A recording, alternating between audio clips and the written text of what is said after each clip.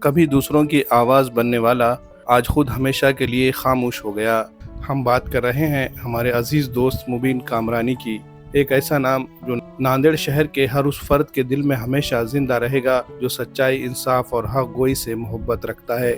مبین کامرانی میری آواز news live 24 YouTube channel کے بانی اور ایڈیٹر ہے۔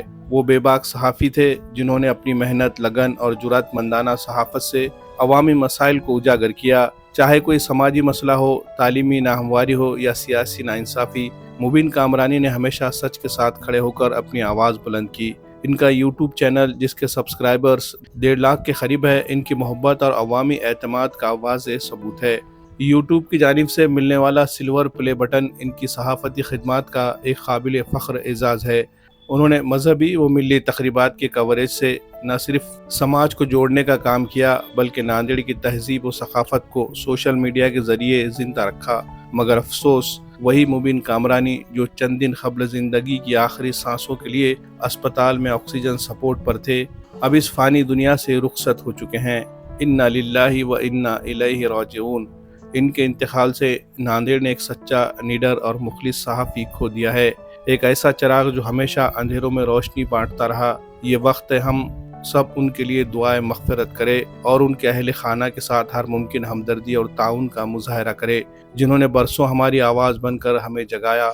آج ان کے حق میں ایک دعا، ایک نیکی، ایک یاد ان سب سے بڑی میراث ہوگی۔ آئیے ان کے مشن کو یاد رکھے، ان کی روشنی کو زندہ رکھے۔ میرے اور مبین کے تعلقات بہت گہرے دوستانہ انداز کے تھے۔ ہم دونوں نے ایک ساتھ کام کیا، شہر کے علاوہ کئی بیرونی شہروں کا بھی دورہ کیا، ایک ساتھ سفر میں ایک دوسرے کے حالات اور مسائل سے اچھی طرح واقفیت رکھتے تھے۔ مجھے جب بھی کوئی مشکل کا سامنا ہوتا، میں فوری بلا جھجک مبین بھائی کو کال کرتا اور وہ میری مدد کے لیے دوڑے چلے آتے۔ ہر سال رمضان میں ہم دونوں مل کر افطاری کی خریداری کی خبریں بنانے کے لیے نکل پڑتے۔ عید سے پہلے عید کی خریداری کے ماحول پر خبریں بنانے لگتے، عید کے دن عیدگاہ جاتے، نماز عید کا کوریج کرتے۔ آج جب کہ وہ ہمارے درمیان نہیں ہے تو بڑا عجیب لگ رہا ہے، بار بار ان کی یاد آتے رہے گی۔ اللہ سے دعا ہے کہ اللہ مرحوم کو مغفرت کرے، گناہوں کو درگزر کرے، جنت الفردوس میں اعلیٰ سے اعلیٰ مقام عطا کرے، آمین یا رب العالمین۔